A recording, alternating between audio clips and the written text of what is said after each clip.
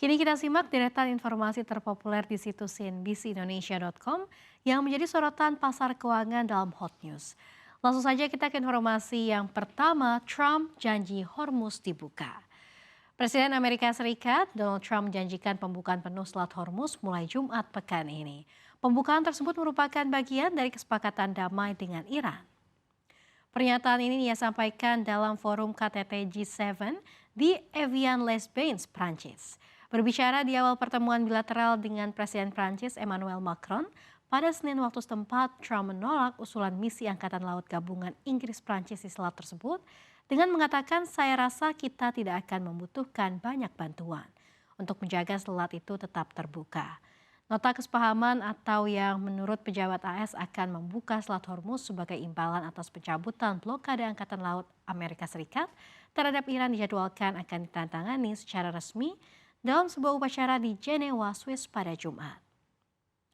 Acara penandatanganan nota kesepakatan antara Amerika Serikat dan Iran ini kabarnya akan dihadiri oleh Wakil Presiden AS JD Vance dan Kepala Negosiator Iran Mohammad Bagher Ghalibaf. Para pejabat Gedung Putih mengatakan rincian lengkap perjanjian tersebut akan dipublikasikan dalam 24 hingga 48 jam ke depan. Diskusi teknis yang dipimpin oleh Vance dari pihak Amerika Serikat akan dimulai akhir pekan ini, termasuk isu-isu yang lebih pelik mengenai nasib program nuklir Iran yang menurut Trump tidak boleh pernah mampu memproduksi senjata nuklir. Rancangan itu juga mencakup ketentuan untuk mencabut sanksi dan mencairkan aset senilai miliaran dolar yang dibekukan.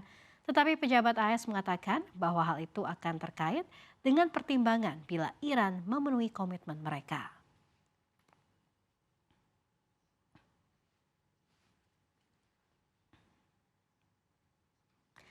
Kita ke hot news yang kedua, Australia jadi basis senjata Amerika Serikat. Amerika Serikat menjadikan Australia sebagai basis penyimpanan persenjataan baru di kawasan Indo-Pasifik. Langkah ini dilakukan di tengah rivalitas Amerika Serikat dengan China dan upaya Presiden Donald Trump memperkuat kesiapan militer Washington di kawasan dekat Indonesia tersebut. Rencana itu terungkap dalam dokumen tender Angkatan Laut AS yang menunjukkan alokasi dana sebesar 30 juta dolar Amerika Serikat atau sekitar 531 miliar rupiah untuk membangun gudang logistik dan fasilitas pendukung di negara bagian Victoria, Australia. Fasilitas tersebut akan menjadi lokasi penyimpanan permanen pertama bagi persediaan tempur Korps Marinir Amerika Serikat di Australia. Persenjataan dan peralatan militer itu akan ditempatkan terlebih dahulu di Melbourne sebelum dipindahkan ke gudang baru di Pangkalan Militer Bandara Bandiana, Victoria. Kapasitas penutup fasilitas tersebut ditargetkan tercapai pada 2028. Meski Australia tidak mengizinkan keberadaan pangkalan militer asing permanen di wilayahnya, kerjasama pertahanan Canberra dan Washington terus meningkat dalam beberapa tahun terakhir. Saat ini sekitar 2.000 personel marinir Amerika Serikat secara bergiliran menjalani latihan selama 6 bulan setiap tahun di Darwin, Australia Utara. Sejumlah analis menilai pemilihan Australia sebagai lokasi penyimpanan persenjataan bukan tanpa alasan.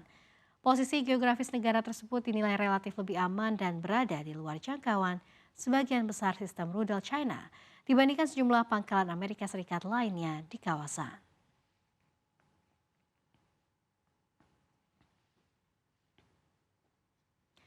Kita ke hot news yang berikutnya, Rusia melancarkan serangan rudal dan drone ke Kiev, Ukraina sejak kemarin malam. Serangan itu menewaskan sedikitnya 11 orang di seluruh Ukraina dan memicu kebakaran di salah satu biara ortodoks terpenting di Kiev.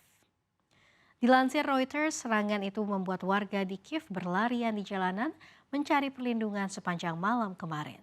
Rudal-rudal Rusia dicegat di langit dan puing-puing yang menyala berjatuhan di seluruh kota.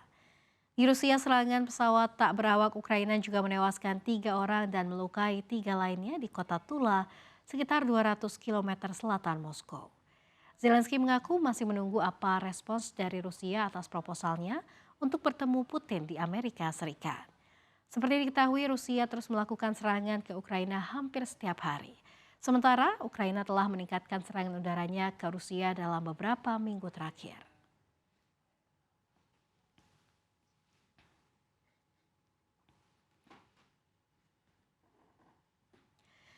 Ya pemirsa, pemerintah menargetkan implementasi mandatori pencampuran biodiesel 50% atau B50 pada bahan bakar minyak jenis solar mulai 1 Juli mendatang. Menteri Energi dan Sumber Daya Mineral Bahlil Lahadalia mengungkapkan dirinya akan menggelar rapat bersama tim uji coba selama 1 pekan ke depan dalam rangka memastikan kesiapan implementasi BBM jenis baru tersebut. Menurut hasil uji coba, B50 menunjukkan perkembangan yang positif dalam uji coba tahap akhir. Sejauh ini sekitar 80-90% parameter pengujian telah memberikan hasil yang baik. Pemerintah berharap implementasi B50 bisa memberikan dampak sosial dengan penyerapan tenaga kerja yang mencapai sekitar 2,2 juta orang. Dari sisi lingkungan, peningkatan energi terbarukan juga ditargetkan bisa menekan emisi gas rumah kaca hingga 46,72 juta ton CO2 sepanjang 2026. Sementara itu penghematan devisa diproyeksikan mencapai 157,28 triliun rupiah, disertai dengan peningkatan nilai tambah CPO menjadi 24,68 triliun rupiah.